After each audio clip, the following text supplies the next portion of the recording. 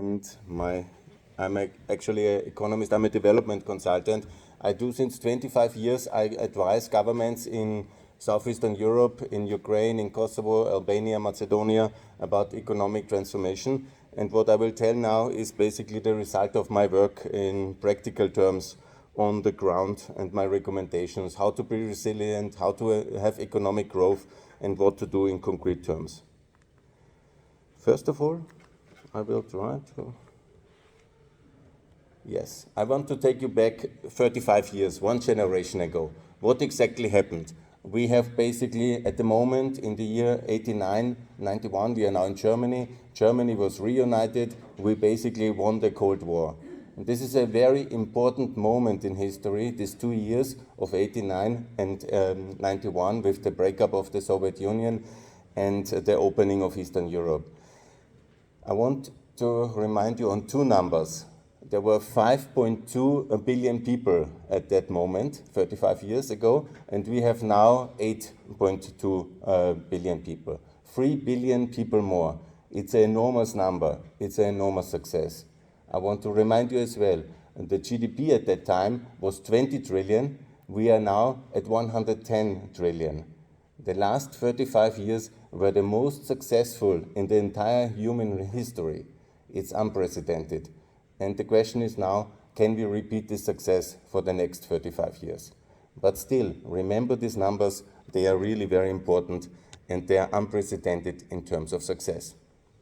There's a tendency in the world to speak about the polycrisis, the permanent crisis. We are like, you know, all these crises from climate and so many other issues, and we are like discussing all the times crisis. Yeah? But the result is that we still have 5 times the GDP from 35 years ago, and we have 3 billion people more, which we are able, mostly, not perfectly, but to feed and to house and to develop, and this is enormous success. So despite all this talk about systemic failure and the permanent crisis, the economic result of the last generation is enormously successful. Here, some overall numbers, 105 trillion is present-day GDP, and you see also the distribution. You see also the enormous wealth generation potential, and also the difference to the so-called rivals, China and Russia. They are still about only 20% of the wealth GDP in average of the developed world. Of course, there are issues. I don't say everything is perfect. We have, of course, a growth crisis, especially in Western Europe. Unfortunately, in France, Germany, and the United Kingdom, this is to be addressed, and I will give my exact recommendations immediately. But I want to remind you that the European Union itself has integrated 100 million people in the last 25 years in terms of Poland to the other 13 countries we integrated, and these countries have been enormously successful. Look what the European Union in Eastern Europe has been achieved, and I'm proud that I partly could contribute. Many of you are witness of this success. We have, for example, Romania. It's amazing. 8 times the GDP in Romania. Bulgaria, Poland. These are economic powerhouses, and the transformation of Eastern Europe has been a tremendous success. In Europe, we have a problem. We have a problem because we lost out. Why? Especially Western Europe has lost out relatively to America and relatively to China, because we are basically the front line to Russia. We are at the front situation, and Russia is waging war in economic and military terms against us since basically 15 years. And this has, of course, shattered the economic and investment security in Europe, and there's also a number of other issues, like, for example, a lack of reform, especially in Germany, France, and the United Kingdom, which we have to address. And I will give exactly 10 points what needs to be done in order to address that. But again, there's no Russia here in the main competitors. Make that very clear. So what is the first recommendation I want to share for economic resilience? We are at war, and we must win this war. I see a little bit of a neutralism in the rest of the world here. This is not good. And this is the most decisive conflict we are in this generation. We must win this war. There is no doubt about it. And everybody who can help us now will be also rewarded by our friendship in the future. If you stay neutral, you will be not on our good sides in the future. And this is a very important struggle at the moment. Defeating and losing it is not an option, and we will definitely win this war, and we ask for your help in exactly that one, and that will be the decisive factor in the coming future. The second one is, Russia is an aggressive power. It must be isolated. There is a lot of circumventions of the sanctions via the third world, and this is something deeply problematic. I'm not sure what will be the future of Russia, but a return to the status quo ante of the war is impossible after everything that has happened. There is no doubt about that one. You know, Putin running around in the world high-fiving with world leaders. It's not going to happen anymore. There is definitely either a breakup of Russia, or it will be a constant chaos in Russia, and the antagonism and the enemyship between the West and Russia will continue for the long term, and all the crimes and the costs must be developed. So expect exactly this. Recommendation number 3. What we in Europe must do is to achieve energy independence. It's completely irresponsible position to import 2/3 of our energy and then to do it from Russia. So for economic resilience in Europe, we must achieve more energy generation in Europe. Importing it now from other parts of the world is good in the medium term, but we must change our energy composition and generation mix, and this is important. We must change many things in Europe, and we are discussing it since 25 years, from the Lisbon Agenda to the Letter Report to the Draghi Report. Many of you will know these papers, but we have to get going, and I think it's the moment of decisions, and that will be absolutely important. I want to thank also the United States of America, because they have helped us to survive the 2022 winter, and that's very important. And if you have energy to sell it to us also in this winter, because we also will have to supply Ukraine with energy this winter, and it will be very difficult. Recommendation number 4, which is very important for economic resilience, it's the European institutional unity.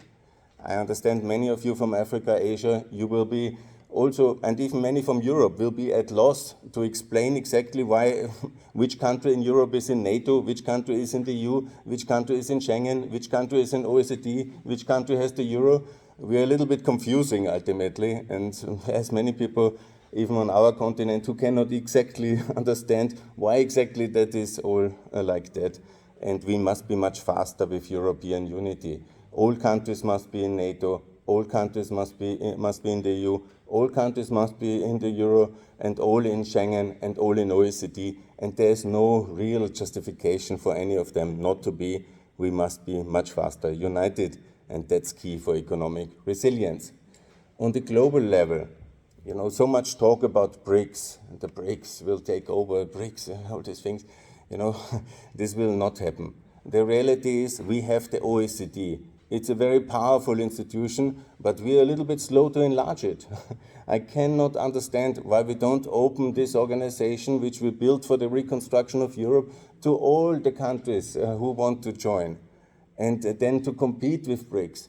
BRICS is like a PR mega blitz in the world the last 2 years, but in reality, we have all these institutions, like especially the OECD, and it could compete very well, and it's a very good institution. It really benefits. It should not be a club of the rich people. It should be an institution for everybody. Here, Romania is still not in the OECD, so my recommendation is opening the OECD for all countries. Recommendation number 6. It's about the trade system. This is the most important map everybody who is in economic development must know and have. This is basically the map of free trade agreements of the European Union. For some reasons which are beyond understanding, we still have no free trade agreement with the United States of America. We have no free trade agreement with Mercosur, which we have negotiated, but it's not ratified and not in power.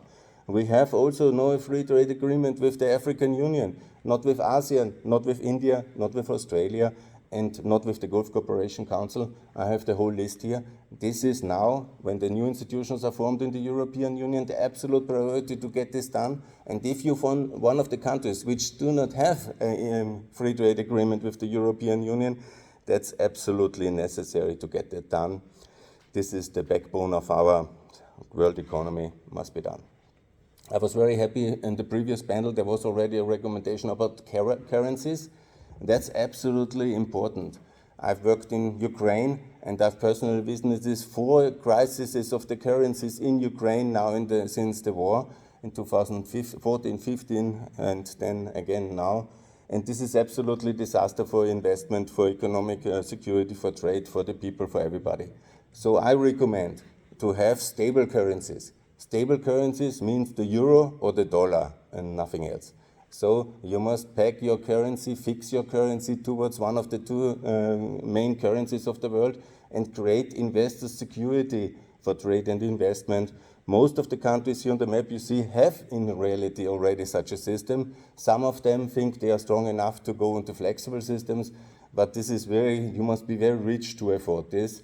And as you have seen in Turkey and other countries, this is a disastrous policy if you go for devaluation. So fix your currency to the euro or the dollar. About taxation.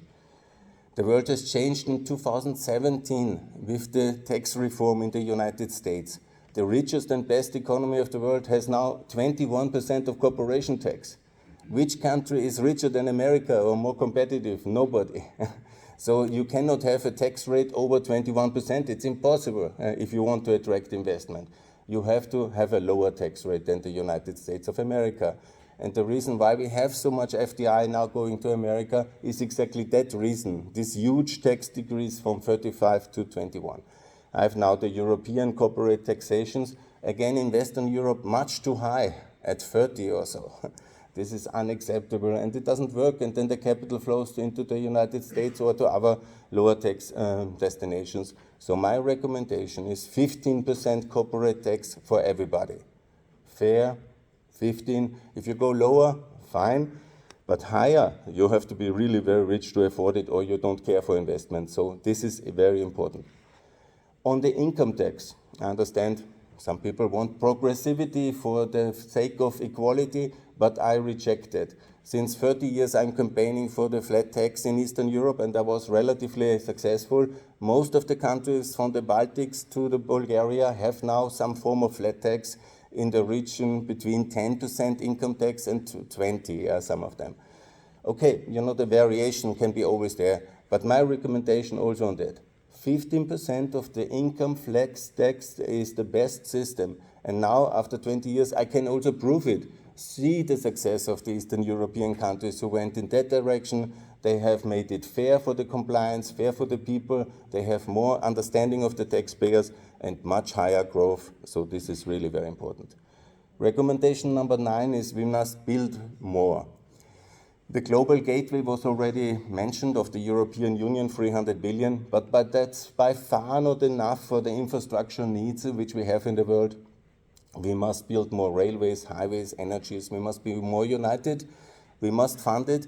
And in Europe, that's also a taboo I want to break this morning by European common debt. There's no doubt about it. The reason why China can build much more railways is not that they are a communist regime and that's somehow better. No, they are much more united on the continental level. They have more money to pool and more clear priorities. So we must also do that. Pool more money on the top, pool more money in Europe, and then build on the European level what is needed. And here I have especially focused on Ukraine, because our first responsibility as European policymakers is to develop the Balkans and Ukraine. We can also help in the global development, and we will do it also in that one.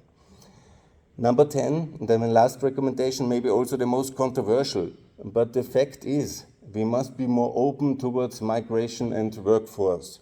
And this kind of xenophobic populist retreat is an absolute disaster for our economies. I can also prove it again. America was the most important economy and is the most open economy in that terms, and the best growing also in population terms. CSN, again, this number is really striking again. They have almost 100 million more people as citizens in the United States of America today than 35 years ago. This is enormous, 40% increase. In Europe, we have much more exchange of people from Eastern Europe to Western Europe. Yeah? We have not been so open. And despite 100 million more people in America, see how performance the American economy is. It's outperforming even the peers of the G7 in tremendous ways. Yeah? This is really unbelievable for me as well, seeing these figures. Per GDP per capita, America is chasing away with the tax reform, with all the transformation, with energy independence they have achieved, and we have to really compete forward, and we have to be more open. This is absolutely important recommendation, and I think all these recommendations apply to all countries of the world. Coming to a closing for resilience, can we repeat the success of the last 35 years of this victory generation? I made the point. We must win this war, we must reform, and we must be more open, we must be more competitive, but we can do that. We can achieve another repeat of this last generation success if we do these reforms. If we decide otherwise and let the autocracies and the protectionists and the populists win, our economies will be not very resilient and not growing. And this will lead to a lot of problems. So my recommendation is, let's reform, let's be open, and let's also learn from the success of the Eastern European reform economies, and let's be very successful together. And can we then fivefold our GDP in the next generation again in 2060? That is obviously open to be seen, but I think we can be very successful if we keep our focus on growth, and we will be very resilient despite our many challenges. Thanks a lot for listening.